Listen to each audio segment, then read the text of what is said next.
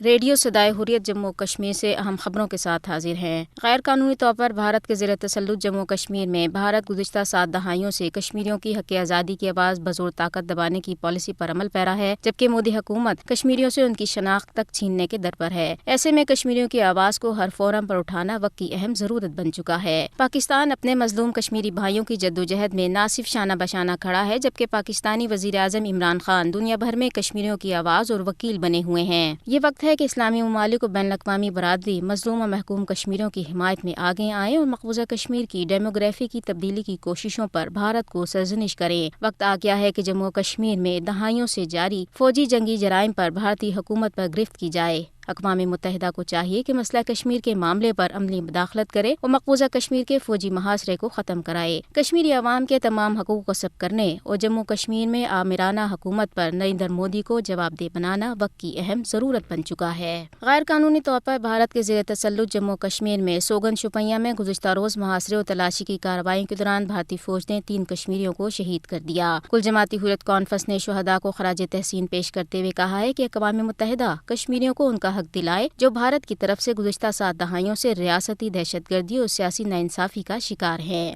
گاندربل کے مختلف علاقوں میں تلاشی کی کارروائیاں گزشتہ روز انجام دی گئیں۔ بھارت نواز نیشن کانفرنس نے گزشتہ سال 5 اگست کو بھارتی حکومت کی طرف سے مقبوضہ جموں کشمیر کا خصوصی درجہ ختم کرنے اور اس کی تنظیمی نو کے فیصلے کو فوری طور پر منسوخ کرنے کو وقت کی اہم ضرورت قرار دیا ہے۔ آزاد کشمیر اسمبلی نے بھی اقوام متحدہ سے مطالبہ کیا ہے کہ وہ مسئلہ کشمیر کے حل کے سلسلے میں فوری اقدام کرے۔ خبریں ختم ہوئیں۔ دنیا دیکھ رہی ہے کہ جموں کشمیر کے عوام بھارتی جبر کے نیچے سسک رہے ہیں۔ کشمیریوں کا جرم یہ ہے کہ وہ بھارت کی غلامی پر آمادہ نہیں۔ وہ چاہتے ہیں کہ بھارت اپنے وعدوں اور اقوام متحدہ کی قراردادوں کے تحت انہیں حق خود ارادت دے۔ ضرورت اس بات کی ہے کہ عالمی برادری کے بعد ضمیر طبقے اور انسانیت کا درد محسوس کرنے والے لوگ بھارت کے ہاتھوں معصور بنائے گئے کشمیریوں کے لیے آواز بلند کریں، تاکہ انصاف کی مانگ کرنے والے 1 کروڑ کشمیریوں کو بچایا جا سکے اور بھارتی حکومت کا فسطائی ایجنڈا بھی بے نقاب کیا جا سکے، جس کے تحت نریندر مودی بھارت کے اندر اور مقبوضہ جموں کشمیر میں